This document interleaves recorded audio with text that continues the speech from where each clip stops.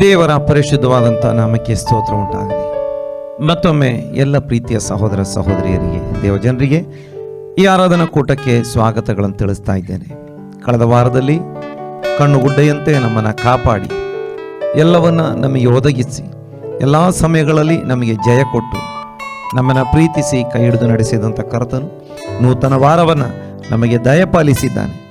ಈ ನೂತನ ವಾರದ ಮೊದಲ ದಿನದಲ್ಲಿ ದೇವರ ಪಾದಗಳ ಬಳಿಯಲ್ಲಿರುವಾಗ ಇವತ್ತು ನಾವು ನಮ್ಮ ಕರ್ತನನ್ನು ಹಾಡಿ ಕೊಂಡಾಡೋಣ, ಸ್ತುತಿಸೋಣ, ಪ್ರಾರ್ಥಿಸೋಣ. ದೇವರು ತನ್ನ ವಾಕ್ಯದ ಮೂಲಕವಾಗಿ ನಮ್ಮೊಂದಿಗೆ ಮಾತನಾಡಿ ಬಲಪಡಿಸುವಂಥವನು ಕೂಡ ಆಗಿದ್ದಾನೆ. ಹಾಗಾಗಿ ನಾವು ಪ್ರಾರ್ಥನೆಯೊಂದಿಗೆ ಈ ಆರಾಧನಾ ಕೂಟವನ್ನು ಪ್ರಾರಂಭಿಸೋಣ. ಮಹಾಪರಿಶುದ್ಧನಾಗಿರುವಂಥ ನಮ್ಮ ಪರಲೋಕದಲ್ಲಿರುವ ತಂದೆಯಾಗಿರುವ ದೇವರೇ, ಸ್ವಾಮಿ, ನಾವು ನಿನ್ನ ಪರಿಶುದ್ಧ ನಾಮವನ್ನು, ನಿನ್ನ ಮಹಿಮೆಯುಳ್ಳ ನಾಮವನ್ನು, ಆರಾಧನೆಗೆ ಯೋಗ್ಯವಾದ ನಾಮವನ್ನು ನಾವು ಕೊಂಡಾಡುವವರಾಗಿದ್ದೇವೆ. ಸ್ವಾಮಿ, ಕಳೆದ ವಾರದಲ್ಲಿ ನಮ್ಮನ್ನು ಆಶೀರ್ವದಿಸಿ ಕೈ ಹಿಡಿದು ನಡೆಸಿದ್ದಿ. ನೂತನ ವಾರವನ್ನು, ನೂತನ ದಿನವನ್ನು ನಮಗೆ ನೀನು ಕೊಟ್ಟಿದ್ದಿ. ನಿನ್ನೆಲ್ಲ ಉಪಕಾರಕ್ಕಾಗಿ ಸ್ತೋತ್ರ. ಈ ದಿನದಲ್ಲಿ ನಿನ್ನ ಸನ್ನಿಧಿಲಿರುವಾಗ ನಾವು ಹಾಡಿ ಸ್ತುತಿಸಿ ಕೊಂಡಾಡುವಂತೆ, ಪ್ರಾರ್ಥಿಸುವಂತೆ ನೀನು ನಮಗೆ ಸಹಾಯ ಮಾಡು. ನಿನ್ನ ವಾಕ್ಯದ ಮೂಲಕ ನಮ್ಮೆಲ್ಲರೊಂದಿಗೆ ನೀನು ಮಾತನಾಡು ಸ್ವಾಮಿ. ಲೋಕದ ಎಲ್ಲ ಭಾಗಗಳಲ್ಲಿ ನಡೆಯುತ್ತಿರುವಂಥ ಆರಾಧನಾ ಕೂಟಗಳನ್ನು ನೀನು ವಿಶೇಷವಾಗಿ ಆಶೀರ್ವಾದ ಮಾಡು. ಈ ದಿನ ಸ್ವಾಮಿ ನಮ್ಮೊಂದಿಗೆ ಸೇರಿಕೊಂಡು ಹಾಡಿ ಆರಾಧಿಸುವಂಥ, ವಿಶೇಷವಾಗಿ ಆನ್ಲೈನ್ ಮೂಲಕ, ಟಿವಿ ಮೂಲಕ ಆರಾಧನೆಯಲ್ಲಿ ಜಾಯಿನ್ ಆಗಿರುವ ಎಲ್ಲರನ್ನ ಆಶೀರ್ವಾದ ಮಾಡು ಕರ್ತನೆ. ರೋಗಿಗಳಿಗೆ ಸೌಖ್ಯವಾಗಿ, ಭೂತಗಳು ಬಿಟ್ಟು ಹೋಗಿ, ಅದ್ಭುತ ಮಹತ್ ಕಾರ್ಯಗಳು ನಡೆದು ಹೃದಯಕ್ಕೆ ಶಾಂತಿ ಸಮಾಧಾನ ದೊರಕಿ ರಕ್ಷಣೆ ಸಂತೋಷದೊಂದಿಗೆ ನಿನ್ನನ್ನು ಕೊಂಡಾಡುವಂತೆ, ಪವಿತ್ರಾತ್ಮ ಭರಿತರಾಗಿ ನಿನ್ನನ್ನು ಕೊಂಡಾಡುವಂತೆ ಸಹಾಯ ಮಾಡು. ಈ ಆರಾಧನಾ ಕೂಟವನ್ನು ನಿನ್ನ ಕರಗಳಲ್ಲಿ ಒಪ್ಪಿಸಿದ್ದೇವೆ. ಆರಾಧನಾ ತಂಡವನ್ನು ಕೂಡ ನಿನ್ನ ಕರಗಳಲ್ಲಿ ಒಪ್ಪಿಸಿದ್ದೇವೆ. ಈ ದಿನದಲ್ಲಿ ನೀನು ನಮ್ಮನ್ನು ಆಶೀರ್ವಾದ ಮಾಡುವಿ ಸ್ವಾಮಿ. ಮಾತ್ರವಲ್ಲ, ನಮ್ಮ ಮೂಲಕ ನಿನ್ನ ಮಹಿಮೆ ಹೊಂದಿಕೊಳ್ಳುವೆ. ನಿನಗೆ ನಾವು ಸ್ತೋತ್ರ ಸಲ್ಲಿಸಿದ್ದೇವೆ. ನಮ್ಮ ಪ್ರಾರ್ಥನೆ ಕೇಳಿದ್ದಿ ಸ್ತೋತ್ರ. ಯೇಸು ಕ್ರಿಸ್ತನ ಪರಿಶುದ್ಧ ನಾಮದಲ್ಲಿ ಪ್ರಾರ್ಥಿಸಿ ಹೊಂದಿಕೊಂಡಿದ್ದೇವೆ ಪರಲೋಕದ ತಂದೆ. ಆಮೇನ್, ಆಮೇನ್. ದೇವರ ನಾಮಕ್ಕೆ ಸ್ತೋತ್ರ ಉಂಟಾಗಲಿ. ನಾವು ನಮ್ಮ ಕರ್ತನನ್ನು ಹಾಡಿ ಆರಾಧಿಸೋಣ. ನಮ್ಮ ಆರಾಧನಾ ತಂಡ ಸಿದ್ಧವಾಗಿದೆ. ನಾವು ನಮ್ಮ ಆರಾಧನಾ ತಂಡದೊಂದಿಗೆ ಸೇರಿಕೊಂಡು ನಮ್ಮ ಕರ್ತನನ್ನು ಕೊಂಡಾಡುವಂಥವರಾಗಿರೋಣ. ಹಾಲೆಲೂಯ.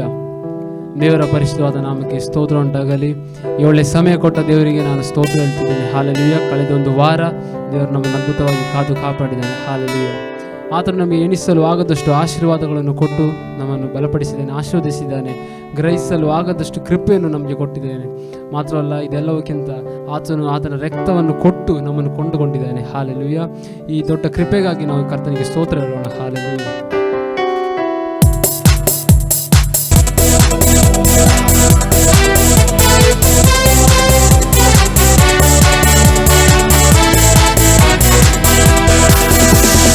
ಎಣಿಸಲು ಆಗದಷ್ಟು ಮೇಲನ್ನು ನನಗಾಗಿ ತಂದವನೇ, ಗ್ರಹಿಸಲು ಆಗದಷ್ಟು ಕೃಪೆಯನ್ನು ನನ್ನ ಬದುಕಲ್ಲಿದ್ದವನೇ.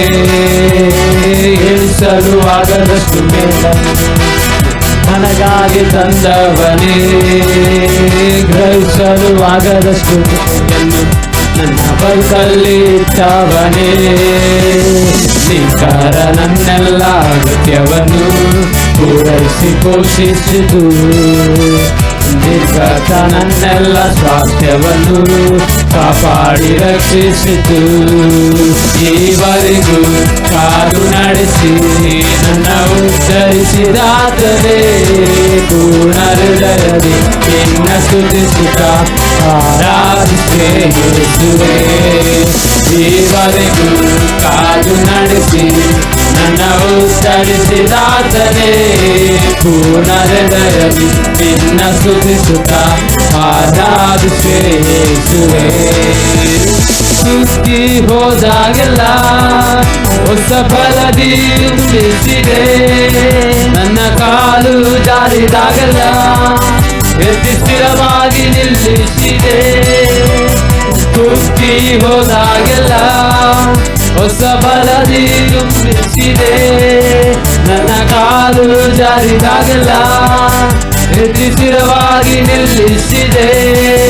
ನಾ ಕೂಗಿ ಕರೆದಾಗೆಲ್ಲ ನನ್ನ ಮೊರೆಗೆ ಉತ್ತರಿಸಿದೆ, ವೈರಿಯು ನಾಚುವಂತೆ ನನ್ನ ನಂಬಿಕೆ ಗೆಲ್ಲಿಸಿದೆ. ನಾ ಕೂಗಿ ಕರೆದಾಗೆಲ್ಲ ನನ್ನ ಮೊರೆಗೆ ಉತ್ತರಿಸಿದೆ, ವೈರಿಯು ನಾಚುವಂತೆ ನನ್ನ ನಂಬಿಕೆ ಗೆಲ್ಲಿಸಿದೆ. ಈವರೆಗೂ ಕಾದು ನಡೆಸಿ ನನ್ನ ಉತ್ತರಿಸಿದಾದರೆ ಪೂರ್ಣ ಹೃದಯದಿಂದ ನಿನ್ನ ಸ್ತುತಿಸುತ್ತಾ ಆರಾಧಿಸುವೆ. ಈವರೆಗೂ ಕಾದು ನಡೆಸಿ ನನ್ನ ಉತ್ತರಿಸಿದಾದರೆ ಪೂರ್ಣ ಹೃದಯದಿಂದ ನಿನ್ನ ಸ್ತುತಿಸುತ್ತಾ ಆರಾಧಿಸುವೆ. ಪಡೆದ ಕಿರೀಟವೆಲ್ಲ ನಿನ್ನ ಕೃಪೆಯ ಕೆತ್ತನೆ, ನಾ ಹೊಂದಿದ ಘನತೆಯೆಲ್ಲ ನಿನ್ನ ಮಹಿಮೆಯ ಲೇಪನ. ನಾ ಪಡೆದ ಕಿರೀಟವೆಲ್ಲ ನಿನ್ನ ಕೃಪೆಯ ಕೆತ್ತನೆ, ನಾ ಹೊಂದಿದ ಘನತೆಯೆಲ್ಲ ನಿನ್ನ ಮಹಿಮೆಯ ಲೇಪನ.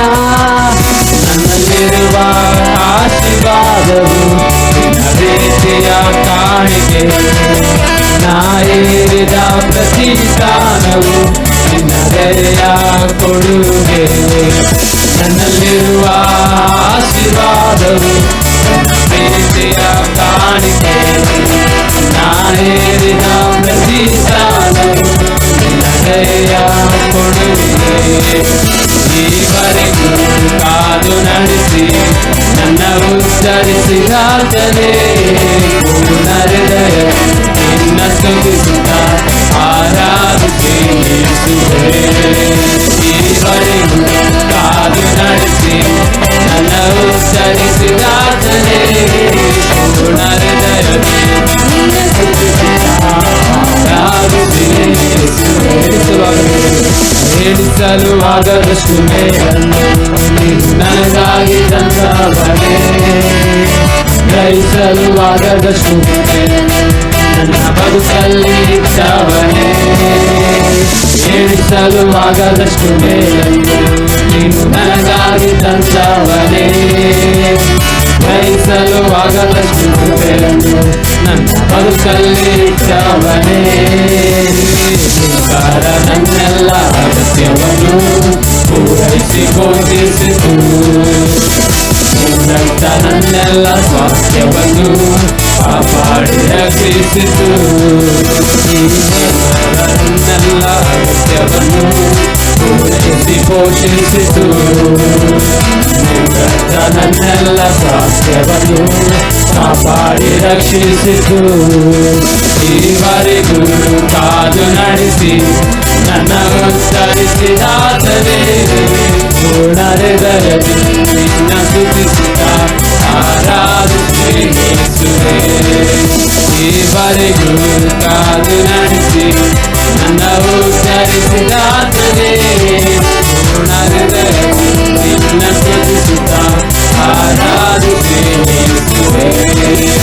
ಈವರೆಗೂ ಕಾದು ನಡೆಸಿ ನನ್ನ ಉತ್ತರಿಸಿದಾದರೆ ಹೃದಯದಿ ನಿನ್ನ ಸ್ತುತಿಸುತ್ತಾ ಆರಾಧಿಸುವೆ. ಆತನನ್ನು ಪೂರ್ಣ ಹೃದಯದಿಂದ ಆತನ ಸ್ತುತಿಸಲು ಕರ್ತನೆ ಸ್ತೋತ್ರ.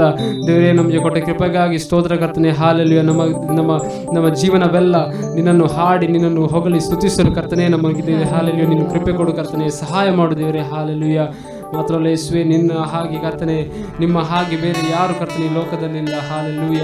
ನಿನಗೆ ಸಮಾನರು ಯಾರು ಇಲ್ಲ. ಹಾಲೆಲೂಯ. ಕರ್ತನೆ ದೇವರೇ, ನೀನೊಬ್ಬನೇ ಕರ್ತನೆ. ಹಾಲೆಲೂಯ. ಉನ್ನತನಾಗಿದ್ದಿ, ಸರ್ವಶಕ್ತನಾಗಿದ್ದಿ. ಹಾಲೆಲೂಯ. ಕರ್ತನೆ, ನಿನಗೆ ಸಮಾನರು ಯಾರು ಇಲ್ಲ. ಹಾಲೆಲೂಯ.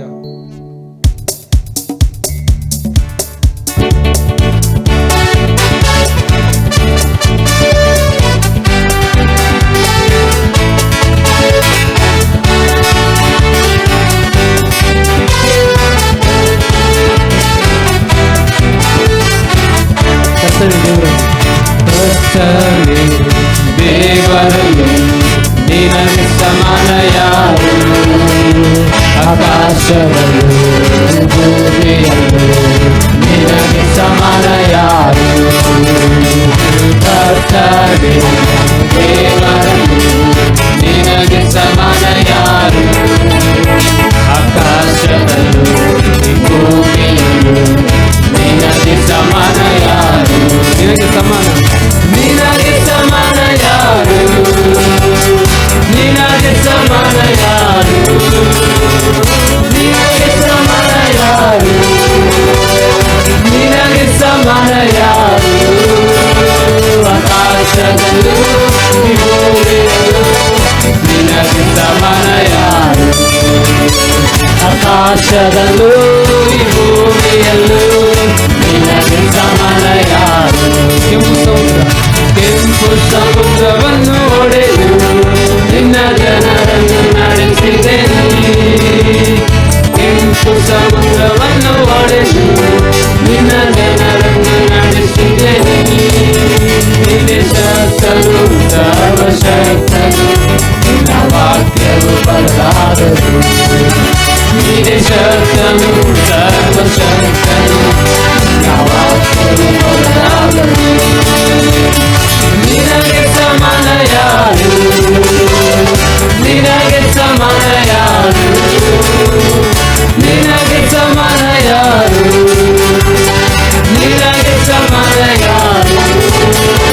ಆಕಾಶದಲ್ಲೂ ಭೂಮಿಯಲ್ಲೂ ನಿನಗೆ ಸಮಾನ ಯಾರು, ಆಕಾಶದಲ್ಲೂ ಭೂಮಿಯಲ್ಲೂ ನಿನಗೆ ಸಮಾನ ಯಾರು. ಪರಲೋಕ ಮನ್ನಾ ನೀಡು ನಿನ್ನ ಜನರನ್ನು ಪೋಷಿಸಿದೆ. ಪರಲೋಕ ಮನ್ನಾ ನೀಡಿ ನಿನ್ನ ಜನರನ್ನು ಪೋಷಿಸಿದೆ. ನಿನ್ನಂತೆ ಯಾರು ಎಲ್ಲ ಜನರನ್ನು ಪ್ರೀತಿಸಲು, ನಿನ್ನಂತೆ ಯಾರು ಎಲ್ಲ ಜನರನ್ನು ಪ್ರೀತಿಸಲು. ನಿನಗೆ ಸಮಾನ ಯಾರು, ನಿನಗೆ ಸಮಾನ ಯಾರು, ನಿನಗೆ ಸಮಾನ ಯಾರು, ನಿನಗೆ ಸಮಾನ ಯಾರು. ಆಕಾಶದಲ್ಲೂ ಭೂಮಿಯಲ್ಲೂ ನಿನಗೆ ಸಮಾನ ಯಾರು, ಆಕಾಶದಲ್ಲೂ ಭೂಮಿಯಲ್ಲೂ ನಿನಗೆ ಸಮಾನ ಯಾರು.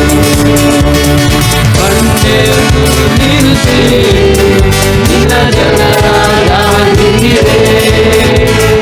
ಬಂಡೆಯನ್ನು ನಿಲ್ಲಿಸಿ ನಿನ್ನ ಜನರಾಗಿರೆ. ನಿನ್ನ ನಾಮದ ಅತಿಶಯ ಯಾವಾಗಲೂ ರಕ್ಷಿಸಿದೆ. ನಿನ್ನ ನಾಮದ ಅತಿಶಯ ಯಾವಾಗಲೂ ರಕ್ಷಿಸಿದೆ. ನಿನಗೆ ಸಮಾನ ಯಾರು, ನಿನಗೆ ಸಮಾನ ಯಾರು, ನಿನಗೆ ಸಮಾನ ಯಾರು, ನಿನಗೆ ಸಮಾನ ಯಾರು. ಆಕಾಶದಲ್ಲೂ ಭೂಮಿಯಲ್ಲೂ ನಿನಗೆ ಸಮಾನ ಯಾರು, ಆಕಾಶದಲ್ಲೂ ಭೂಮಿಯಲ್ಲೂ ನಿನಗೆ ಸಮಾನ ಯಾರು. ಬಂಡೆಯನ್ನು ನಿಲ್ಲಿಸಿ ನಿನ್ನ ಜನರಾಗಿರೆ. ಬಂಡೆಯನ್ನು ನಿಲ್ಲಿಸಿ ನಿನ್ನ ಜನರಾಗಿರೆ. ನಿನ್ನ ನಾಮದ ಅತಿಶಯ ಯಾವಾಗಲೂ ರಕ್ಷಿಸಿದೆ. ನಿನ್ನ ನಾಮದ ಅತಿಶಯ ಯಾವಾಗಲೂ ರಕ್ಷಿಸಿದೆ. ನಿನಗೆ ಸಮಾನ ಯಾರು, ನಿನಗೆ ಸಮಾನ ಯಾರು, ನಿನಗೆ ಸಮಾನ ಯಾರು, ನಿನಗೆ ಸಮಾನ ಯಾರು. ಆಕಾಶದಲ್ಲೂ ಭೂಮಿಯಲ್ಲೂ ನಿನಗೆ ಸಮಾನ ಯಾರು, ಆಕಾಶದಲ್ಲೂ ಭೂಮಿಯಲ್ಲೂ ನಿನಗೆ ಸಮಾನ ಯಾರು. ಆಕಾಶದಲ್ಲೂ ಭೂಮಿಯಲ್ಲೂ ನಿನಗೆ ಸಮಾನ ಯಾರು. ಕರ್ತನೇ ದೇವರಲ್ಲಿ, ಕರ್ತನೇ ದೇವರಲ್ಲಿ ನಿನಗೆ ಸಮಾನ ಯಾರು. ಆಕಾಶದಲ್ಲೂ ಈ ಭೂಮಿಯಲ್ಲೂ ನಿನಗೆ ಸಮಾನ ಯಾರು. ಕರ್ತನೇ ದೇವರಲ್ಲಿ ನಿನಗೆ ಸಮಾನ ಯಾರು ಆಕಾಶದಲ್ಲೂ ಈ ಭೂಮಿಯಲ್ಲೂ ನಿನಗೆ ಸಮಾನ ಯಾರು ನಿನಗೆ ಸಮಾನ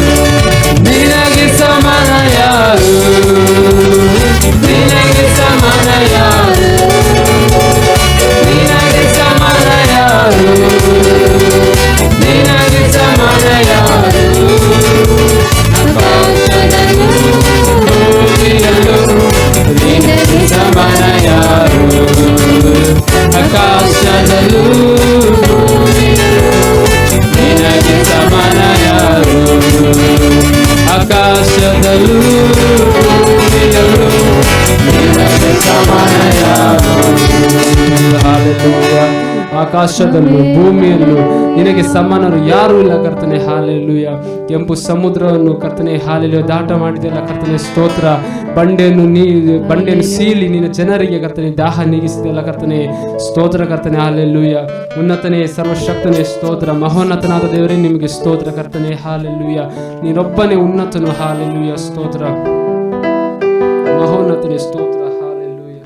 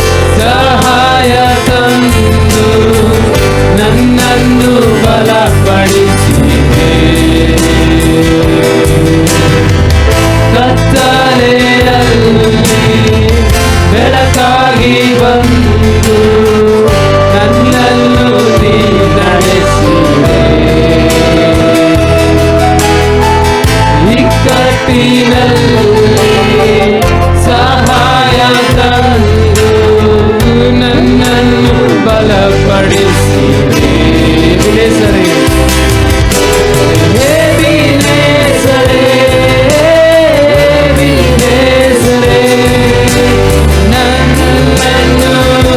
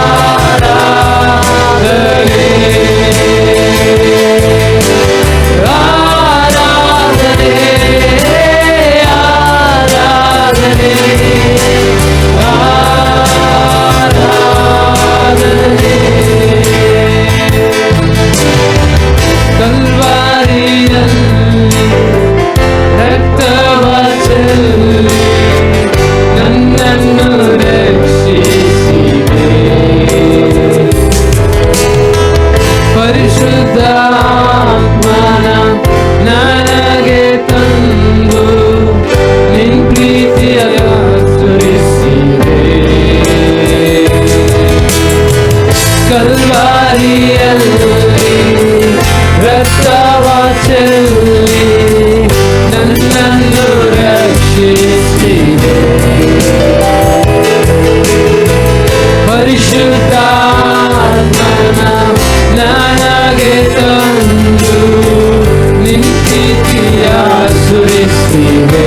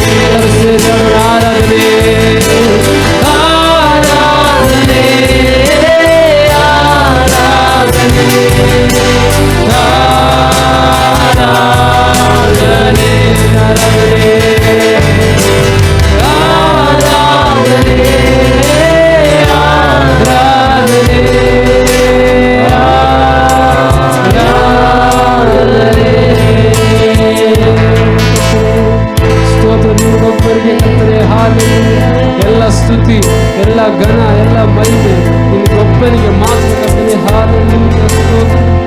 ನೀನು ಯೆಹೋವ ಈರೆ ಎನ್ನುವ ರೂವಾಗಿ ನಮ್ಮನ್ನು ನಡೆಸುವಾಗ ಕರ್ತನೇ ನಿಮಗೆ ಸ್ತೋತ್ರ. ಹಾಲೆಲೂಯ. ಯೆಹೋವ ಈರೆ ನಿನ್ನ ದೇವರು, ಯೆಹೋವ ಈರೆ ನಿನ್ನ ದೇವರು, ನನ್ನ ಅಗತ್ಯವ ಪೂರೈಸುವೆ, ನನ್ನ ಅಗತ್ಯವ ಪೂರೈಸುವೆ. ಆರಾಧನೆ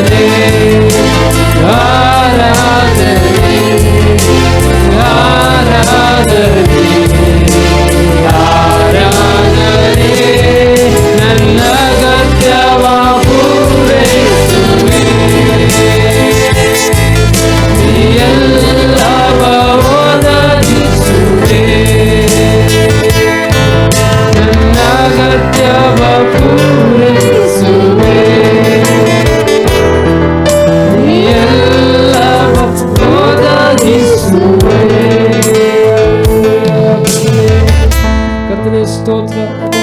ನಮ್ಮ ಅಗತ್ಯವನ್ನು ಪೂರೈಸುವನಾಗಿದ್ದಿ. ಹಾಲೆಲೂಯ. ನಮ್ಮ ಒಳ್ಳೆ ವೈದ್ಯನಾಗಿದ್ದಿ. ನಮ್ಮ ರೋಗಕ್ಕೆ ಕರ್ತನೆ ನೀನೊಬ್ಬನೇ ಪರಿಹಾರಕನು ಕರ್ತನೆ. ಸ್ತೋತ್ರ. ಹಾಲೆಲೂಯ. ಕರ್ತನೆ ನಮ್ಮ ದೇವರೇ ನಿಮಗೆ ಕರ್ತನೆ ನಮ್ಮ ಕೊರತೆಯನ್ನು ದೇವರೇ ನಿನ್ನ ಬಲ್ಲಾತನಾಗಿದ್ದಿ. ಹಾಲೆಲೂಯ. ಕರ್ತನೆ ನಮ್ಮನ್ನು ದೇವರೇ ಹಾಲೆಲೂಯ ಕರ್ತನೆ ಕುರುಬನಂತೆ ನಮ್ಮನ್ನು ನಡೆಸು ಕರ್ತನೆ. ಸ್ತೋತ್ರ ಸ್ತೋತ್ರ. ಹಾಲೆಲೂಯ. ತಂದೆಯಾದ ದೇವರೇ ಒಳ್ಳೆ ಸಮಯಕ್ಕಾಗಿ ಸ್ತೋತ್ರ. ಅಲ್ಪ ಸಮಯ ಕರ್ತನೆ ಹಾಲೆಲೂಯ ನಿನ್ನ ಸನ್ನಿಧಿಯಲ್ಲಿ ಕರ್ತನೆ ಬಂದು ಕರ್ತನೆ ನಾವು ನಿಮ್ಮನ್ನು ಸ್ತುತಿಸಲು ಕರ್ತನೆ ನಿಮ್ಮನ್ನು ಕರ್ತನೆ ಮಹಿಮೆ ಪಡಿಸಲು ದೇವರೇ ಕೊಟ್ಟ ಸಮಯಕ್ಕಾಗಿ ಸ್ತೋತ್ರ ಕರ್ತನೆ. ಹಾಲೆಲೂಯ. ಕರ್ತನೆ ನೀನು ಸರ್ವಶಕ್ತನಾಗಿದ್ದಿ ಕರ್ತನೆ. ಹಾಲೆಲೂಯ. ಕರ್ತನೆ ನೀನು ಉನ್ನತನಾಗಿದ್ದಿ ಕರ್ತನೆ. ನೀನು ಮಹೋನ್ನತನಾದ ದೇವರು. ಹಾಲೆಲೂಯ.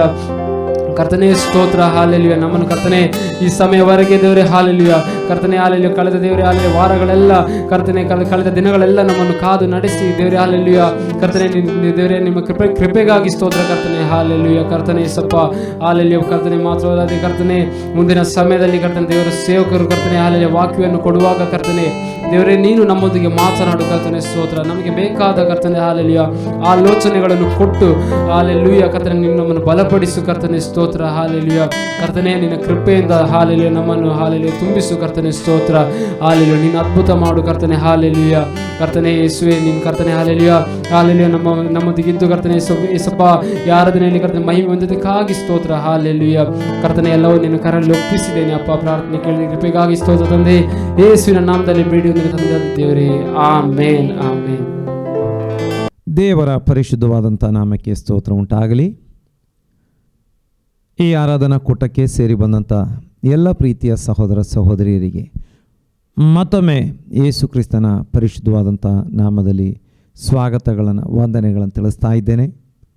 ನಾವು ಸ್ವಲ್ಪ ಸಮಯ ಕರ್ತನನ್ನು ಹಾಡಿ ಆರಾಧಿಸುವಂತೆ ದೇವರು ಸಹಾಯ ಮಾಡಿದ್ದಾನೆ. ಮಾತ್ರವಲ್ಲ ಈ ಹೊತ್ತು ವಾಕ್ಯವನ್ನು ಕೇಳುವಂಥ ಕೃಪೆಯನ್ನು ನಮ್ಮ ದೇವರು ನಮಗೆ ದಯಪಾಲಿಸಿದ್ದಾನೆ. ಹಾಗೆ ಅನೇಕರು ಆನ್ಲೈನ್ ಮೂಲಕವಾಗಿ ಹಾಗೆ ಟಿ ವಿ ಮೂಲಕವಾಗಿ ಆರಾಧನಾ ಕೂಟದಲ್ಲಿ ಭಾಗವಹಿಸಿದ್ದೀರಿ. ಪ್ರತಿಯೊಬ್ಬರನ್ನು ಈ ದಿನದಲ್ಲಿ ನಮ್ಮ ಕರ್ತನು ಆಶೀರ್ವಾದ ಮಾಡುವಾತನಾಗಿದ್ದಾನೆ. ನಾವು ದೇವರ ವಾಕ್ಯವನ್ನು ಧ್ಯಾನಿಸುವಂಥವರಾಗಿರೋಣ ಮತ್ತು ಕಡೆ ಭಾಗದಲ್ಲಿ ಪ್ರಾರ್ಥನೆ ಮಾಡುವಂಥವರಾಗಿರೋಣ. ನಾವು ದೇವರ ವಾಕ್ಯವನ್ನು ಧ್ಯಾನಕ್ಕೆ ತೆಗೆದುಕೊಳ್ಳುವಂಥ ಸಮಯದಲ್ಲಿ ಮತ್ತಾಯನ ಸುವಾರ್ತೆ 2ನೇ ಅಧ್ಯಾಯದ 15ನೇ ವಾಕ್ಯವನ್ನು ಪ್ರಾರಂಭದಲ್ಲಿ ನಾವು ತೆಗೆದುಕೊಳ್ಳುವಂಥವರಾಗಿರೋಣ.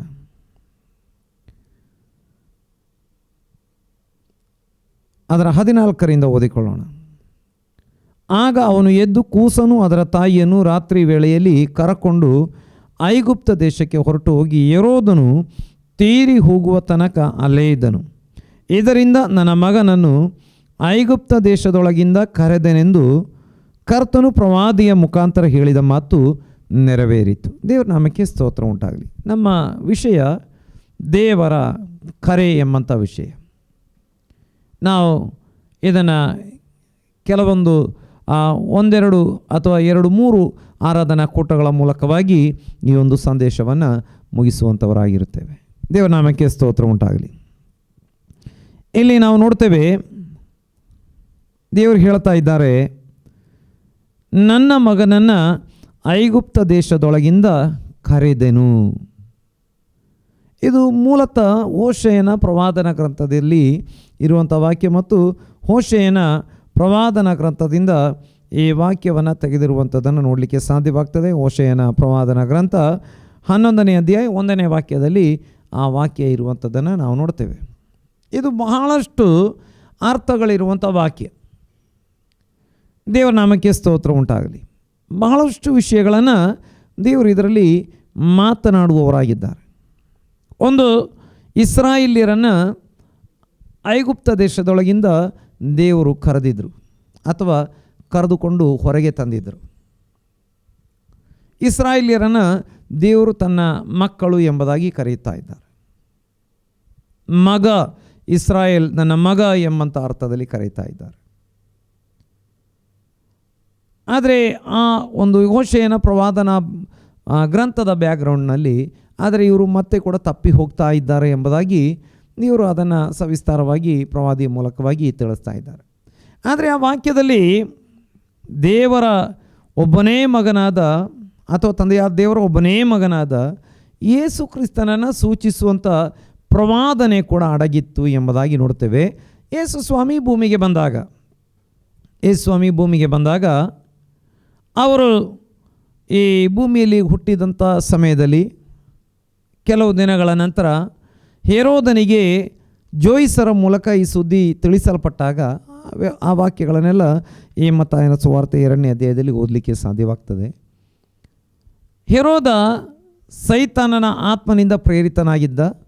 ಆತ ಮೆಸ್ಸಿಯನು ಈ ಲೋಕದಲ್ಲಿ ಬಂದಿದ್ದಾನೆ ಎಂಬುದನ್ನು ತಿಳಿದುಕೊಂಡಾಗ ಸ್ಪಷ್ಟವಾಗಿ ಯಾರು ಆ ಮೆಸ್ಸಿಯನು ಎಂಬುದಾಗಿ ಗೊತ್ತಿಲ್ಲದೆ ಇದ್ದದರಿಂದ ಆ ಪ್ರಾಂತದಲ್ಲಿದ್ದಂಥ 2 ವರ್ಷಕ್ಕಿಂತ ಕೆಳಗಿದ್ದ ಎಲ್ಲ ಮಕ್ಕಳನ್ನು ಕೊಲ್ಲಬೇಕು ಎಂಬುದಾಗಿ ಅಪ್ಪಣೆ ಕೊಟ್ಟಿದ್ದ. ಆದರೆ ದೇವರು ತನ್ನ ಆಲೋಚನೆಯನ್ನು ನೆರವೇರಿಸುವಾತನಾಗಿದ್ದಾನೆ. ನೋಡಿ, ಯೇಸು ಸ್ವಾಮಿ ಇನ್ನೂ ಒಬ್ಬ ಚಿಕ್ಕ ಮಗುವಾಗಿದ್ದಾರೆ. ದೇವರು ಆತನ ಸಾಕು ತಂದೆಯನ್ನು, ತಾಯಿಯನ್ನು ಮಗುವಿನ ಸಹಿತ ಐಗುಪ್ತಕ್ಕೆ ಹೋಗಲಿಕ್ಕೆ ತಿಳಿಸಿ ಅಲ್ಲಿಂದ ಈ ಹೆರೋದ ತೀರಿಕೊಂಡ ಮೇಲೆ ತಿರುಗಿ ಬರುವುದಕ್ಕೆ ಅವರಿಗೆ ತಿಳಿಸಿ ಅಲ್ಲಿಂದ ತಿರುಗಿ ತರ್ತಾ ಇದ್ದಾರೆ.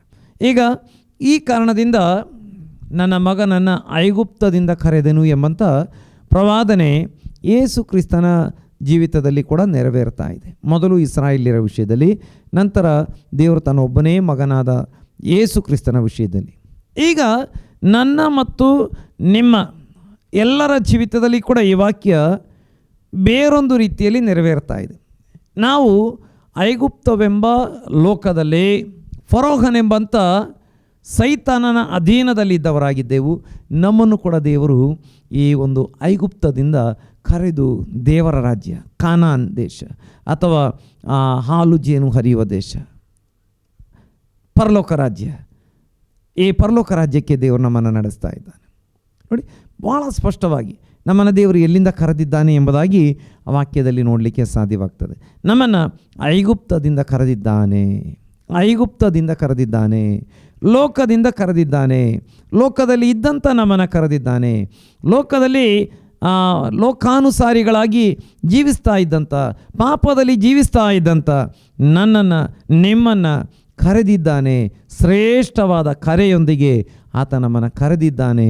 ನಾವು ದೇವರ ರಾಜ್ಯಕ್ಕೆ ಬರುವುದಕ್ಕಾಗಿ, ದೇವರ ಮಕ್ಕಳಾಗಿರುವುದಕ್ಕಾಗಿ, ಕಾನಾನಿಗೆ ನಡೆಸಲ್ಪಡುವುದಕ್ಕಾಗಿ, ಪರಲೋಕಕ್ಕೆ ನಡೆಸಲ್ಪಡುವುದಕ್ಕಾಗಿ, ತನ್ನ ಸಂಗಡ ಇರುವುದಕ್ಕಾಗಿ ಆತ ನಮ್ಮನ್ನು ಕರೆದಿದ್ದಾನೆ ಎಂಬುದಾಗಿ ನೋಡುವುದಕ್ಕೆ ಸಾಧ್ಯವಾಗ್ತದೆ. ಹಾಗಾಗಿ ದೇವರ ಕರೆ ಎಂಬಂಥ ಈ ವಾಕ್ಯವನ್ನು ಸತ್ಯವೇದದ ವಿಶೇಷವಾಗಿ ಹೊಸ ಒಡಂಬಡಿಕೆಯಲ್ಲಿ ಎಲ್ಲೆಲ್ಲಿ ಈ ವಿಚಾರಗಳು ಯಾವ್ಯಾವ ಅರ್ಥಗಳೊಂದಿಗೆ ತಿಳಿಸಲ್ಪಟ್ಟಿದ್ದಾವೆ ಎಂಬುದನ್ನು ನಾವು ನೋಡುವುದಕ್ಕೆ ಹೋಗುವಂಥವರಾಗಿದ್ದೇವೆ. ದೇವರ ಪರಿಶುದ್ಧವಾದಂಥ ನಾಮಕ್ಕೆ ಸ್ತೋತ್ರ ಉಂಟಾಗಲಿ. ಮುಂದಿನ ವಾಕ್ಯ ಭಾಗಕ್ಕೆ ನಾವು ಬರುವಂಥ ಸಮಯದಲ್ಲಿ ಮತ್ತಾಯನ ಸುವಾರ್ತೆ 4ನೇ ಅಧ್ಯಾಯ ಅದರ 21ನೆಯ ವಾಕ್ಯದಲ್ಲಿ ಕೂಡ ನಮಗೆ ಓದುವುದಕ್ಕೆ ಸಾಧ್ಯವಾಗ್ತದೆ. ಯೇಸು ಅಲ್ಲಿಂದ ಮುಂದೆ ಹೋಗಿ ಇನ್ನಿಬ್ಬರು ಅಣ್ಣ ತಮ್ಮಂದಿರನು, ಅಂದರೆ ಜೆಬೆದಾಯನ ಮಗನಾದ ಯಾಕೋಬನನ್ನು ಅವನ ತಮ್ಮನಾದ ಯೋಹಾನನನ್ನು ಕಂಡನು.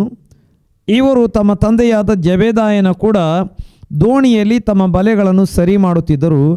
ಆತನು ಇವರನ್ನೂ ಕರೆದನು. ದೇವನಾಮಕ್ಕೆ ಸ್ತೋತ್ರ ಉಂಟಾಗಲಿ. ಈಗ ನಾವು ನೋಡ್ತೇವೆ, ಇವರನ್ನೂ ಕರೆದನು. ಹಾಗಾದರೆ ಇನ್ನು ಬೇರೆ ಯಾರನ್ನೋ ಕರೆದಿದ್ದಾರೆ. ನಾವು ಅದನ್ನು ನೋಡ್ತೇವೆ ಅದೇ ಅಧ್ಯಾಯ, ಮತ್ತಾಯನ ಸುವಾರ್ತೆ 4ನೇ ಅಧ್ಯಾಯ ಅದರ 18ರಿಂದ. ಹೀಗಿರುವಲ್ಲಿ ಯೇಸು ಗಲಿಲಾಯ ಸಮುದ್ರದ ಬಳಿಯಲ್ಲಿ ತಿರುಗಾಡುತ್ತಿರುವಾಗ ಅಣ್ಣ ತಮ್ಮಂದಿರಿಬ್ಬರು ಬಲೆ ಬೀಸುವುದನ್ನು ಕಂಡರು. ಅವರು ಪೇತ್ರನೆನಿಸಿಕೊಳ್ಳುವಂಥ ಸೀಮೋನ ಮತ್ತು ಅವನ ತಮ್ಮನಾದ ಆಂದ್ರೆಯ. ಅವರು ಬೆಸ್ತರು ಸಮುದ್ರದಲ್ಲಿ ಬಲೆ ಬೀಸುತ್ತಿದ್ದರು. ಅವರಿಗೆ ಆತನು, ನನ್ನ ಹಿಂದೆ ಬನ್ನಿರಿ, ಮನುಷ್ಯರನ್ನು ಹಿಡಿಯುವ ಬೆಸ್ತರಾಗಿ ನಿಮ್ಮನ್ನು ಮಾಡುತ್ತೇನೆ ಎಂದು ಹೇಳುತ್ತಲೇ ಅವರು ತಮ್ಮ ಬಲೆಗಳನ್ನು ಬಿಟ್ಟು ಆತನ ಹಿಂದೆ ಹೋದರು. ದೇವರ ನಾಮಕ್ಕೆ ಸ್ತೋತ್ರ. ಮೊದಲು ಪೇತ್ರನನ್ನು, ಆಂದ್ರೆಯನನ್ನು ಯೇಸು ಸ್ವಾಮಿ ಕರೆದರು. ಅವರು ಬಲೆಗಳನ್ನು ಬೀಸುತ್ತಿದ್ದರು ಎಂಬುದಾಗಿ. ಇನ್ನು ಅಂದರೆ ಅವರು ಒಟ್ಟಾರೆಯಾಗಿ ಮೀನು ಹಿಡಿಯುವಂಥ ಕೆಲಸದಲ್ಲಿ ತಮ್ಮನ್ನು ತೊಡಗಿಸಿಕೊಂಡಿದ್ದರು. ಇನ್ನು ಲೂಕನ ಸುವಾರ್ತೆಗೆ ಬರುವಾಗ ಪೇತ್ರ ಬಲೆ ತೊಳಿತಾ ಇದ್ದ. ಒಟ್ಟಾರೆ ಎಲ್ಲವನ್ನು ಸೇರಿಸಿ ನೋಡುವಾಗ ಬಲೆ ಬೀಸ್ತಾ ಇದ್ದರು, ಬಲೆ ತೊಳಿತಾ ಇದ್ದರು. ಒಟ್ಟು ಮೀನುಗಾರಿಕೆಯ ಕೆಲಸದಲ್ಲಿ ತೊಡಗಿಸಿಕೊಂಡಿದ್ದರು. ಯೇಸುಸ್ವಾಮಿ ಅವರನ್ನು ಕರೆದಿದ್ದಾರೆ. ಅವರು ಕೂಡಲೇ ಬಲೆ ಮತ್ತು ದೋಣಿಯನ್ನು ಬಿಟ್ಟು ಯೇಸುವನ್ನು ಹಿಂಬಾಲಿಸಿದರು. ನೋಡಿ, ಯೇಸುಸ್ವಾಮಿ ಎಲ್ಲ ರೀತಿಯ ಜನರನ್ನು ಕರೀತಾ ಇದ್ದಾರೆ. ಅವರಿಗೆ ಯಾವ ಕೆಲಸ, ಅದು ದೊಡ್ಡ ಕೆಲಸ, ಸಣ್ಣ ಕೆಲಸ, ಇದು ಯಾವುದು ದೇವರ ಲೆಕ್ಕದಲ್ಲಿ ಇಲ್ಲ. ಈ ಲೋಕದಲ್ಲಿ ಕೆಲವೊಮ್ಮೆ ನಾವು IAS, ನಾನು ಡಾಕ್ಟರ್, ನಾನು IIT ಎಂಜಿನಿಯರ್, ಅಥವಾ ನಾನು IIM, ನಾನು MBA ಮಾಡಿದ್ದೇನೆ, ಅಥವಾ ನಾನು ದೊಡ್ಡ ರಾಜಕಾರಣಿ ಇದ್ದೇನೆ, MLA ಆಗಿದ್ದೇನೆ, ಅಥವಾ ನಾನು ಪ್ರೊಫೆಸರ್ ಆಗಿದ್ದೇನೆ, ನಾನು 4 PhD ಮಾಡಿದ್ದೇನೆ. ಇದೆಲ್ಲ ಈ ಲೋಕದಲ್ಲಿ ನಾವು ಹೇಳುವವರಾಗಿದ್ದಿರಬಹುದು. ಅಥವಾ ನಾನು ದೊಡ್ಡ ಇಂಡಸ್ಟ್ರಿಯಲಿಸ್ಟ್ ಆಗಿದ್ದೇನೆ, ನಾನು ಫ್ಯಾಕ್ಟ್ರಿ ಓನರ್ ಆಗಿದ್ದೇನೆ, ನಾನು ಕೆಲವೊಮ್ಮೆ 10 ಬೋಟ್ಗಳು ನನ್ನ ಕೆಳಗೆ ಇದ್ದಾವೆ, 106 ಜನ ಕೆಲಸಗಾರರು ಇದ್ದಾರೆ, ನಾನು ಬಹಳ ದೊಡ್ಡ ಡೇರಿ ಫಾರ್ಮ್ ಇಟ್ಕೊಂಡಿದ್ದೇನೆ, ಅಥವಾ ದೊಡ್ಡ ಫಾರ್ಮರ್, ದೊಡ್ಡ ರೈತನಾಗಿದ್ದೇನೆ. ಇದೆಲ್ಲ ನಾವು ಈ ಲೋಕದಲ್ಲಿ ಹೇಳಬಹುದು. ಕೆಲವೊಮ್ಮೆ ಚಿಕ್ಕ ಕೆಲಸಗಳನ್ನು ಮಾಡುವಂಥ ವ್ಯಕ್ತಿ, ಚಿಕ್ಕ ಕೆಲಸಗಳನ್ನು ಮಾಡುವ ವ್ಯಕ್ತಿ, ಕೆಲಸನೇ ಇಲ್ಲದ ವ್ಯಕ್ತಿ,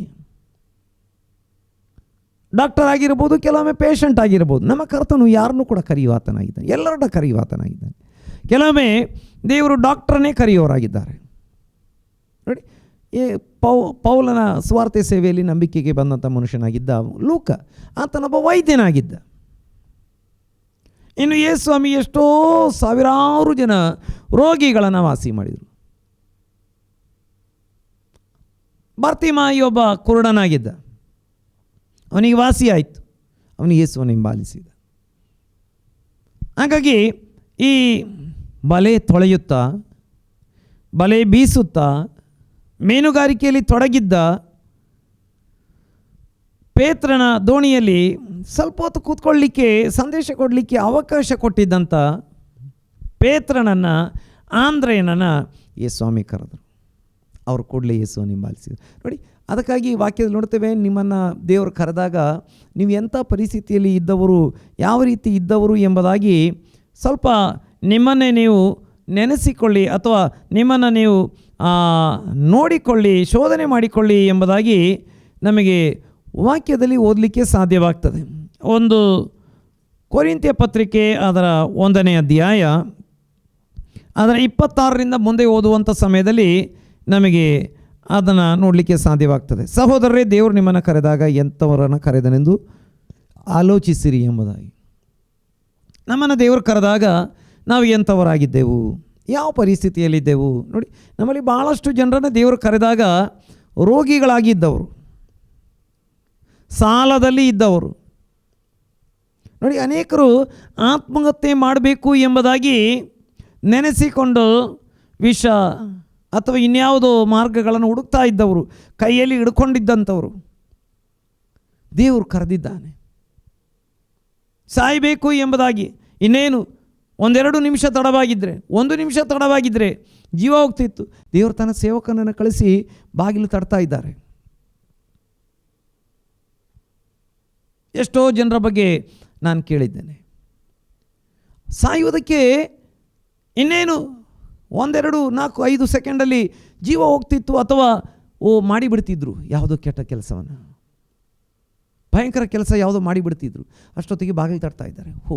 ಈ ಟೈಮಲ್ಲಿ ಕೂಡ ಯಾರು ಒಂದು ಡಿಸ್ಟರ್ಬ್ ಮಾಡ್ತಾ ಇದ್ದಾರೆ, ಯಾರು ನೋಡೋಣ, ಬಾಗಿಲು ತರೆದಾಗ ಯಾರು ನಿಂತಿದ್ದಾರೆ. ಅವರಿಗೆ ಸ್ವಾರ್ಥ, ದೇವರು ನಿಮ್ಮನ್ನು ಪ್ರೀತಿಸ್ತಾ ಇದ್ದಾನೆ. ನೋಡಿ, ದೇವರು ಕರೆದಾಗ ಎಂಥ ಪರಿಸ್ಥಿತಿಯಲ್ಲಿ ನಾವಿದ್ದೆವು, ಯಾವ ರೀತಿ ನಾವಿದ್ದೆವು, ನಾವು ಆಲೋಚಿಸಿಕೊಳ್ಳುವಂಥವರಾಗಿರಬೇಕು ಎಂಬುದಾಗಿ. ನಿಮ್ಮಲ್ಲಿ ಲೌಕಿಕ ದೃಷ್ಟಿಯಲ್ಲಿ ಜ್ಞಾನಿಗಳು ಅನೇಕರಿಲ್ಲ, ಅಧಿಕಾರಿಗಳು ಅನೇಕರಿಲ್ಲ, ಕುಲೀನರು ಅನೇಕರಿಲ್ಲ. ದೇವರು ಜ್ಞಾನಿಗಳನ್ನು ನಾಚಿಕೆಪಡಿಸುವುದಕ್ಕಾಗಿ ಲೋಕದ ಬುದ್ಧಿಹೀನರನ್ನು ಆರಿಸಿಕೊಂಡಿದ್ದಾನೆ. ದೇವರು ಬಲಿಷ್ಠರನ್ನು ನಾಚಿಕೆಪಡಿಸುವುದಕ್ಕಾಗಿ ಲೋಕದ ಬಲಹೀನರನ್ನು ಆರಿಸಿಕೊಂಡಿದ್ದಾನೆ. ದೇವರು ಈ ಲೋಕದ ಕುಲಹೀನರನ್ನು, ಅಸಡ್ಡೆಯಾದವರನ್ನು ಆರಿಸಿಕೊಂಡಿದ್ದಲ್ಲದೆ ಗಣ್ಯರನ್ನು ಇಲ್ಲದಂತೆ ಮಾಡುವುದಕ್ಕಾಗಿ ಗಣನೆಗೆ ಬಾರದವರನ್ನು ಆರಿಸಿಕೊಂಡಿದ್ದಾನೆ. ಹೀಗಿರಲು ದೇವರ ಮುಂದೆ ಹೊಗಳಿಕೊಳ್ಳುವುದಕ್ಕೆ ಯಾರಿಗೂ ಆಸ್ಪದವಿಲ್ಲ. ದೇವನಾಮಕ್ಕೆ ಸ್ತೋತ್ರ ಉಂಟಾಗಲಿ. ನೋಡಿ, ನಾವು ಕುಲೀನರಾಗಿರಲಿಲ್ಲ, ಕೆಲವೊಮ್ಮೆ ಕುಲೀನರು ಕೂಡ ಇದ್ದಾರೆ ದೇವರ ಸಭೆಯಲ್ಲಿ. ಎಲ್ಲ ಪಂಗಡಗಳು ಇದ್ದಾರೆ, ಕುಲೀನರು, ಕುಲಹೀನರು, ಗಣ್ಯರು, ಗಣನೆಗೆ ಬಾರದವರು, ಅಧಿಕಾರಿಗಳು, ಯಾವ ಅಧಿಕಾರ ಇಲ್ಲದವರು, ಶ್ರೀಮಂತರು, ಬಡವರು. ಆದರೆ ಹೆಚ್ಚು ಇರುವಂಥವರು ಕುಲೀನರಲ್ಲ, ಹೆಚ್ಚು ಇರುವಂಥವರು ಶ್ರೀಮಂತರಲ್ಲ. ದೇವರ ಸಭೆಯಲ್ಲಿ ಹೆಚ್ಚು ಜನ ಇರುವಂಥವರು ಅಧಿಕಾರಿಗಳಲ್ಲ ಎಂಬುದು ಅರ್ಥ. ನಿಮ್ಮಲ್ಲಿ ಕುಲೀನರು ಅನೇಕರಿಲ್ಲ, ಅಂದರೆ ಕೆಲವರು ಇದ್ದಾರೆ, ಅನೇಕರು, ಬಹಳ ಜನ ಇಲ್ಲ. ಅಧಿಕಾರಿಗಳು ಅನೇಕರಿಲ್ಲ, ಕೆಲವರು ಇದ್ದಾರೆ, ಕೆಲವರು ದೊಡ್ಡ ದೊಡ್ಡ ಅಧಿಕಾರಿಗಳಿದ್ದಾರೆ. ದೇವರಿಗೆ ಸ್ತೋತ್ರ ಉಂಟಾಗಲಿ. ನೋಡಿ, ದೇವರು ಈ ರೀತಿ ನಮ್ಮನ್ನು ಆರಿಸಿ ತೆಗೆದುಕೊಂಡಿದ್ದಾನೆ ಎಂಬುದಾಗಿ ತಿಳಿದುಕೊಳ್ಳುವುದಕ್ಕೆ ಸಾಧ್ಯವಾಗ್ತದೆ. ನಮ್ಮ ಕೆಲಸ ನೋಡಿ ಆರಿಸ್ಕೊಳ್ಳಿಲ್ಲ. ನೋಡಿ, ಆ ಕಾಲದಲ್ಲಿ ಯೇಸು ಸ್ವಾಮಿ ಶಿಷ್ಯರನ್ನು ಆರಿಸಿಕೊಳ್ಳುವಂಥ ಸಮಯದಲ್ಲಿ ಎಷ್ಟು ಜನ ಫರಿಸಾಯರಿದ್ದರು, ಶಾಸ್ತ್ರಾಭ್ಯಾಸ ಅಂದರೆ ಹಳೆಯ ಒಡಂಬಡಿಕೆ ಚಂದವಾಗಿ ಕಲಿತಂಥವರು, ಅಧ್ಯಯನ ಮಾಡಿದಂಥ ಎಷ್ಟು ಜನ ಇದ್ದರು. ಅವ್ರನ್ನ ಆರಿಸ್ಕೊಳ್ಳದೆ ಜನಸಾಮಾನ್ಯರಲ್ಲಿ ಅತಿ ಸಾಮಾನ್ಯರು, ಜನಸಾಮಾನ್ಯರಲ್ಲೂ ಕೂಡ ಕೆಲವರೆಲ್ಲ ಸ್ವಲ್ಪ ಮಧ್ಯಮ ವರ್ಗದವರು, ಮೇಲೆ ಬರುವಂಥವ್ರು, ಮೇಲೆ ಇರುವಂಥವ್ರು ಇರ್ತಾರೆ. ಆದರೆ ಜನಸಾಮಾನ್ಯರಲ್ಲೇ ಸಾಮಾನ್ಯರು, ಅತಿಯಾದ ಸಾಮಾನ್ಯರು ಅಂಥವ್ರನ್ನ ನಮ್ಮ ಯೇಸು ಸ್ವಾಮಿ ಆರಿಸ್ಕೊಂಡಿದ್ದಾರೆ. ಹಾಗಾದರೆ ನನ್ನನ್ನು ನಿಮ್ಮನ್ನು ದೇವರು ಆರಿಸ್ಕೊಂಡಿರುವಂಥದ್ದು ದೇವರ ಕೃಪೆ, ದೇವರ ದೊಡ್ಡ ಕೃಪೆ. ನಾವು ಐಗುಪ್ತದಲ್ಲಿದ್ದೆವು, ಪಾಪದಲ್ಲಿದ್ದೆವು, ಲೋಕದಲ್ಲಿದ್ದೆವು, ಲೋಕಾನುಸಾರಿಗಳಾಗಿ ನಡೆದುಕೊಂಡವರಾಗಿದ್ದೆವು. ಲೋಕದವರು ಮಾಡುವಂಥ ಎಲ್ಲ ಕೆಲಸಗಳನ್ನು ಯಾವುದೇ ಅಂಜು ಅಳುಕು, ಯಾವುದೇ ಬೇಸರ ದುಃಖ ಇಲ್ಲದೆ ನಾವು ಮಾಡಿ, ಯಾವುದೇ ಬೇಸರ ಇಲ್ಲದೆ ಸಂತೋಷವಾಗಿ, ಅಂದರೆ ಲೋಕದ ರೀತಿಯಲ್ಲಿ ಸಂತೋಷ, ನಾನು ಮಾಡಿ ತಪ್ಪಲ್ಲ, ಲೌಕಿಕ ಸಂತೋಷ ಅದೇನು ಶಾಶ್ವತ ಸಂತೋಷವಲ್ಲ. ಆದರೆ ದೇವರು ನಮ್ಮನ್ನು ಆರಿಸ್ಕೊಂಡಿದ್ದಾನೆ. ನೋಡಿ, ಎಷ್ಟು ದೊಡ್ಡ ಪದವಿಗಾಗಿ ನಮ್ಮನ್ನು ಆರಿಸ್ಕೊಂಡಿದ್ದಾನೆ, ಎಷ್ಟು ಶ್ರೇಷ್ಠ ಪದವಿಗಾಗಿ ನಮ್ಮನ್ನು ಆರಿಸ್ಕೊಂಡಿದ್ದಾನೆ. ನಮ್ಮನ್ನು ಆರಿಸಿಕೊಂಡಿರುವಂಥದ್ದನ್ನು ನೆನೆಸಿಕೊಳ್ಳುವಾಗ ನಾವು ದೇವರಿಗೆ ಸ್ತೋತ್ರ ಸಲ್ಲಿಸದೆ ಹೇಗೆ ತಾನೇ ಇರಲಿಕ್ಕೆ ಸಾಧ್ಯ ಎಂಬುದಾಗಿ ನಾವು ತಿಳಿದುಕೊಳ್ಳಬೇಕಾಗಿದೆ. ದೇವರು ನಮಗೆ ಎಷ್ಟು ಉಪಕಾರ ಮಾಡಿದ್ದಾನೆ. ಅದಕ್ಕೆ ನೋಡಿ, ವಾಕ್ಯ ಹೇಳುತ್ತದೆ, ನನ್ನ ಮನವಿ ಯೆಹೋವನನ್ನು ಕೊಂಡಾಡು, ಆತನ ಉಪಕಾರಗಳಲ್ಲಿ ಒಂದನ್ನು ಮರೆಯಬೇಡ. ಇಷ್ಟು ದೊಡ್ಡ ಉಪಕಾರವನ್ನು ಹೇಗೆ ಮರೆಯಲು ಸಾಧ್ಯ ಎಂಬುದಾಗಿ ವಾಕ್ಯದಲ್ಲಿ ನಾವು ನೋಡುವಂಥವರಾಗಿದ್ದೇವೆ. ದೇವರ ಪರಿಶುದ್ಧವಾದಂಥ ನಾಮಕ್ಕೆ ಸ್ತೋತ್ರ ಉಂಟಾಗಲಿ. ಈಗ ನೆಕ್ಸ್ಟ್ ನಾವು ಓದಿದ್ದೇವೆ ಆ ವಾಕ್ಯ. ಆತನು ಅಲ್ಲಿಂದ ಮುಂದೆ ಹೋಗಿ ಇನ್ನಿಬ್ಬರು ಅಣ್ಣ ತಮ್ಮಂದಿರನ್ನು, ಅಂದರೆ ಜೆಬೆದಾಯನ ಮಗನಾದ ಯಾಕೋಬನನ್ನು, ಅವನ ತಮ್ಮನಾದ ಯೋಹಾನನನ್ನು ಕಂಡನು. ಇವರು ತಮ್ಮ ತಂದೆಯಾದ ಜೆಬೆದಾಯನ ಕೂಡ ದೋಣಿಯಲ್ಲಿ ಬಲೆಗಳನ್ನು ಸರಿ ಮಾಡುತ್ತಿದ್ದರು. ಆತನು ಇವರನ್ನು ಕರೆದನು. ಕೂಡಲೇ ಅವರು ತಮ್ಮ ದೋಣಿಯನ್ನು ತಮ್ಮ ತಂದೆಯನ್ನು ಬಿಟ್ಟು ಆತನನ್ನು ಹಿಂಬಾಲಿಸಿದರು. ಇವರು ಇವರನ್ನು ಕರೆದನು. ನೋಡಿ, ಅಲ್ಲಿ ಪೇತ್ರ ಮತ್ತು ಆಂದ್ರೆ ಅವರ ಅಣ್ಣ ತಮ್ಮಂದಿರು. ಅಲ್ಲಿ ಅವರ ಪರಿಸ್ಥಿತಿ ಹೇಗಿತ್ತು ಲೂಕನ ಸುವಾರ್ತೆ 5ನೇ ಅಧ್ಯಾಯದಲ್ಲಿ ನಮಗೆ ನೋಡಲಿಕ್ಕೆ ಸಾಧ್ಯವಾಗ್ತದೆ. ಅಣ್ಣ ತಮ್ಮಂದಿರು ಇಬ್ಬರು ಇದ್ದಾರೆ, ಬಲೆ ಬೀಸ್ತಾ ಇದ್ದರು, ಬಲೆ ತೊಳಿತಾ ಇದ್ದರು, ಏನೆಲ್ಲ ಮಾಡ್ತಾಯಿದ್ರು. ಆದರೆ ಯೇಸು ಸ್ವಾಮಿಗೆ ಸ್ವಲ್ಪ ಹೊತ್ತು ಕೂತ್ಕೊಳ್ಳಿಕ್ಕೆ ದೋಣಿ ಕೊಟ್ಟಿದ್ದಾರೆ. ಕಡೆಗೆ ಯೇಸು ಸ್ವಾಮಿ ಹೇಳ್ತಿದ್ದಾರೆ, ನೀನು ಆಳಕ್ಕೆ ದೋಣಿಯನ್ನು ನಡೆಸಿ ಬಲೆ ಬೀಸು ಅಂತ ಹೇಳುವಾಗ ಪೇತ್ರ ಹೇಳ್ತಿದ್ದಾನೆ, ರಾತ್ರಿಯೆಲ್ಲ ಪ್ರಯಾಸಪಟ್ಟರು ಏನೂ ಸಿಕ್ಕಲಿಲ್ಲ ಸ್ವಾಮಿ, ಆದರೂ ನಿನ್ನ ಮಾತಿನ ಮೇರೆಗೆ ನಾವು ಬಲೆಯನ್ನು ಹಾಕ್ತೇವೆ, ನಿನ್ನ ಮಾತಿನ ಮೇರೆಗೆ ನಾವು ಬಲೆಯನ್ನು ಹಾಕ್ತೇವೆ. ರಾತ್ರಿಯೆಲ್ಲ ಪ್ರಯಾಸಪಟ್ಟಿದ್ದಾರೆ, ಏನೂ ಸಿಗಲಿಲ್ಲ, ಏನೂ ಅವರಿಗೆ ಸಿಕ್ಕಿರಲಿಲ್ಲ.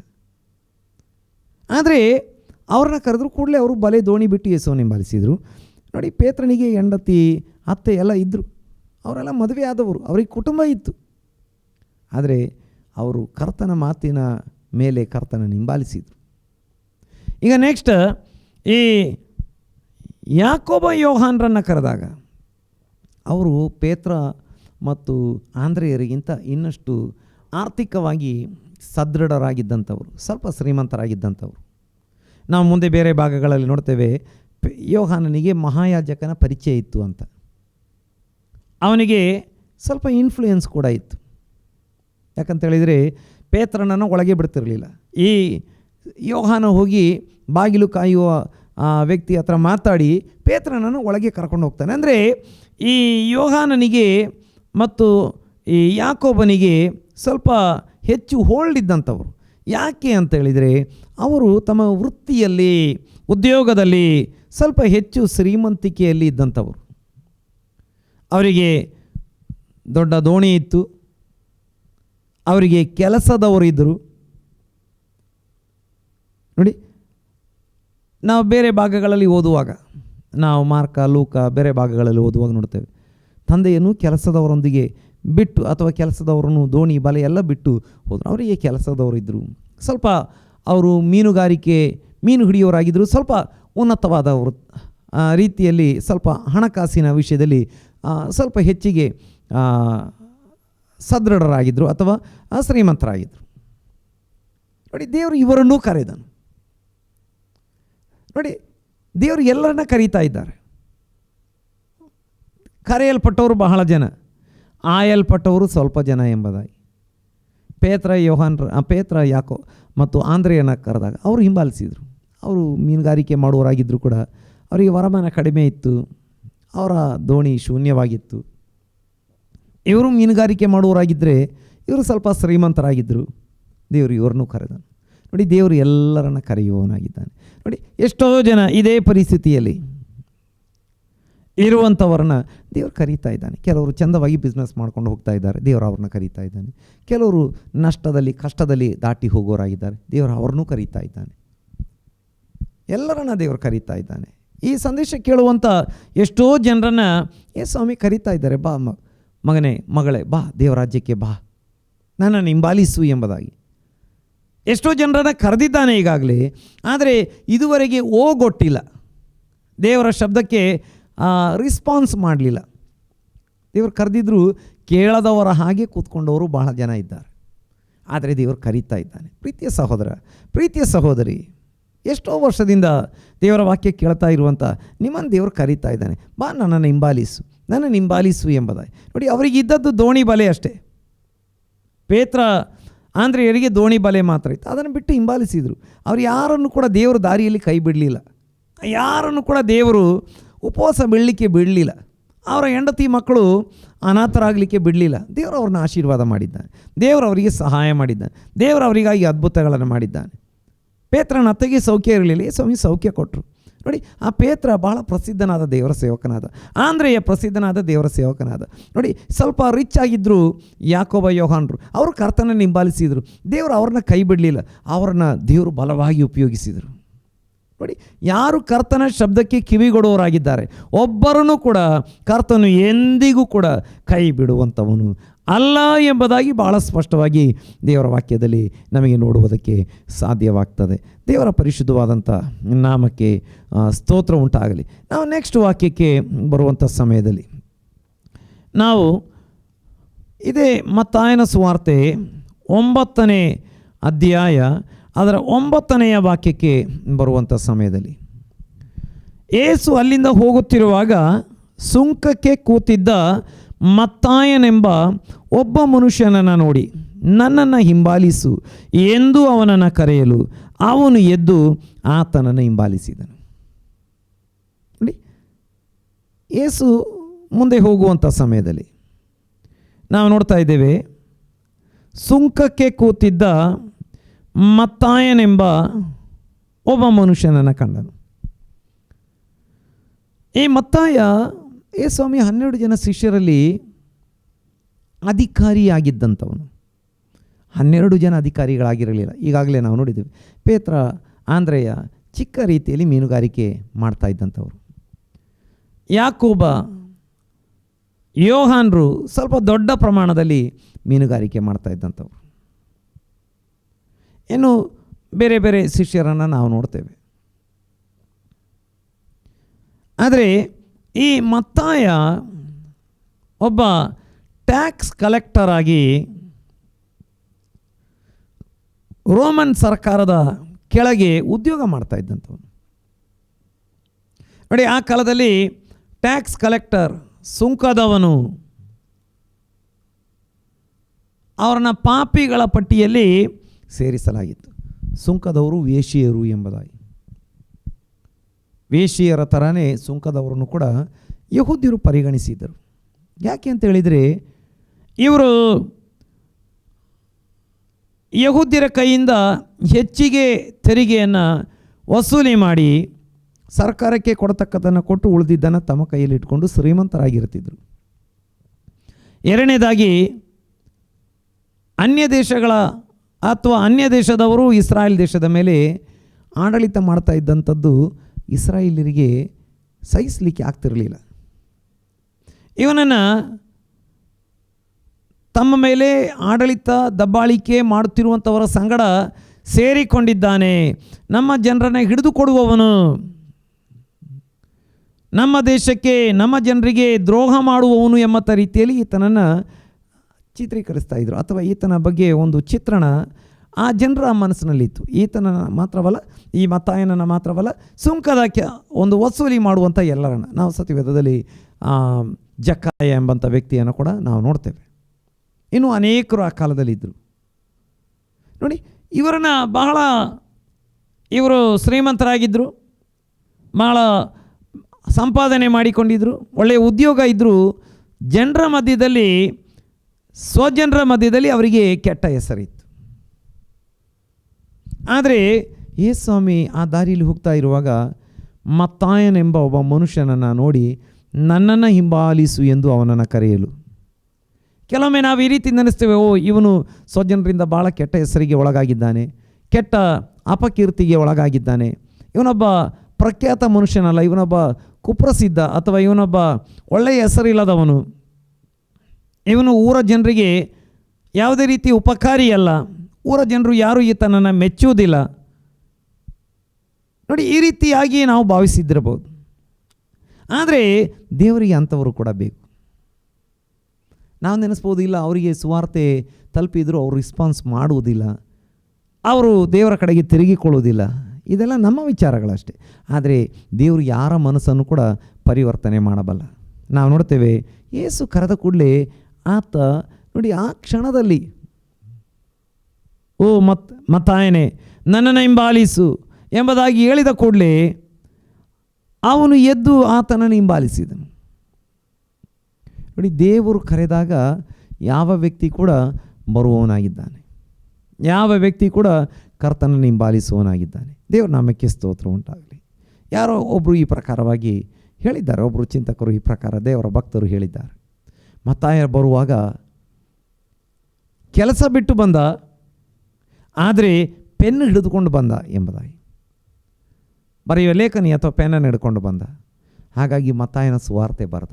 ನೋಡಿ, ಅವನ ಜೀವನ ಹೇಗಿತ್ತು, ಆದರೆ ಈಗ ಅವನು ಏನಾಗಿದ್ದಾನೆ, ಸುವಾರ್ತಿಕ ಅಪೊಸ್ತಲನಾಗಿದ್ದಾನೆ, ಸುವಾರ್ತಿಕನೂ ಆಗಿದ್ದಾನೆ. ಸುವಾರ್ತೆ ಗ್ರಂಥ ಬರೆಯೋದ್ರ ಮೂಲಕ ಸುವಾರ್ತಿಕನಾಗಿದ್ದಾನೆ. ಯೇಸುವಿನ ಅಪೊಸ್ತಲರಲ್ಲಿ ಒಬ್ಬನಾಗಿ ಆತ ಪ್ರಸಿದ್ಧನಾಗಿ ದೇವರ ರಾಜ್ಯಕ್ಕಾಗಿ ಉಪಯೋಗಿಸಲ್ಪಟ್ಟನು ಎಂಬುದಾಗಿ ನಾವು ನೋಡುವಂಥವರಾಗಿದ್ದೇವೆ. ಹಾಗಾಗಿ ನಮ್ಮ ದೇವರು ಅದ್ಭುತವಾಗಿ ನಮ್ಮನ್ನು ಕರೆದಿದ್ದಾನೆ. ಒಂದು, ಐಗುಪ್ತದಿಂದ ನಮ್ಮನ್ನು ಕರೆದಿದ್ದಾನೆ. ಎರಡು, ನಮ್ಮ ಕರ್ತನು ನಮ್ಮನ್ನು ಮಾಡುವಂಥ ಕೆಲಸ ಎಷ್ಟು ಸಣ್ಣದಿರಲಿ ದೊಡ್ಡದಿರಲಿ, ಯಾವ ಕೆಲಸ ಮಾಡ್ತಾ ಇರಲಿ, ಆ ಕೆಲಸದ ಮಧ್ಯದೊಳಗಿಂದ ನಮ್ಮನ್ನು ಕರೆದಿದ್ದಾನೆ. ಕೆಲವೊಮ್ಮೆ ಬಡವರಾಗಿದ್ದಿರ್ಬೋದು, ಶ್ರೀಮಂತರಾಗಿದ್ದಿರ್ಬೋದು, ಅಧಿಕಾರಿಗಳಾಗಿದ್ದಿರ್ಬೋದು, ಅಧಿಕಾರಿಗಳು ಅಲ್ಲದೇ ಇದ್ದಿರ್ಬೋದು, ವಿದ್ಯಾಭ್ಯಾಸ ಉಳ್ಳವರಾಗಿದ್ದಿರ್ಬೋದು, ವಿದ್ಯಾಭ್ಯಾಸ ಇಲ್ಲದವರಾಗಿದ್ದಿರ್ಬೋದು. ದೇವರು ನಮ್ಮನ್ನು ಕರೆದಿದ್ದಾನೆ. ಎಲ್ಲಿ ನಾವು ನೋಡ್ತೇವೆ ಕಡೆಯದಾಗಿ ಮತ್ತಾಯನನ್ನು, ಯಾರಿಗೂ ಬೇಡದಂಥ, ಯಾರ ಮಧ್ಯದಲ್ಲಿ ಒಳ್ಳೆಯ ಹೆಸರು ಇಲ್ಲದಂಥ ಮತ್ತಾಯನನ್ನು ಕೂಡ ಕರೆದಿದ್ದಾನೆ.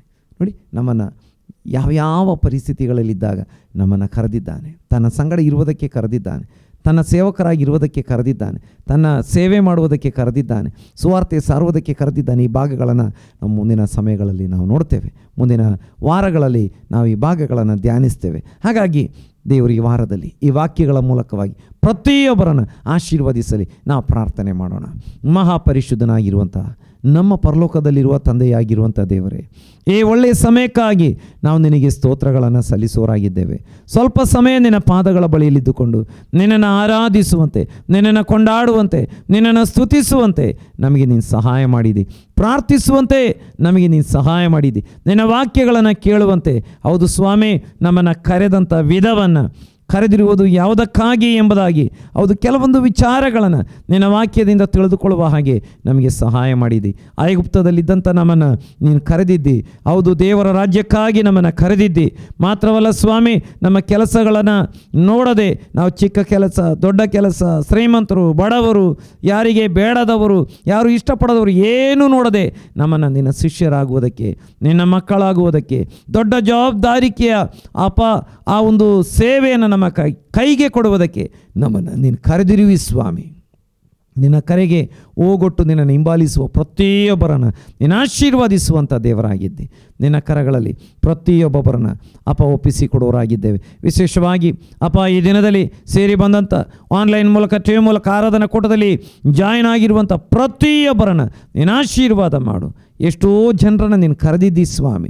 ನಿನ್ನ ಕರೆಗೆ ಹೋಗೊಟ್ಟು ನಿನ್ನ ಹಿಂಬಾಲಿಸುವುದಕ್ಕೆ, ನಿನ್ನ ಸಾಕ್ಷಿಗಳಾಗಿ ನಿಲ್ಲುವುದಕ್ಕೆ, ನಿನ್ನನ್ನು ಹಿಂಬಾಲಿಸುವುದಕ್ಕೆ ನಿನ್ನ ಮಕ್ಕಳಿಗೆ ನೀನು ಸಹಾಯ ಮಾಡು. ಮಾತ್ರವಲ್ಲ ಸ್ವಾಮಿ, ನಿನ್ನ ಹಿಂಬಾಲಿಸುವಂಥವರ ಜೀವಿತದಲ್ಲಿ, ಕುಟುಂಬದಲ್ಲಿ, ತಲೆಮಾರುಗಳಲ್ಲಿ ನಿನ್ನ ಆಶೀರ್ವಾದಗಳನ್ನು ಕೊಡುವಂಥ ದೇವರಾಗಿದ್ದಿ ಸ್ವಾಮಿ.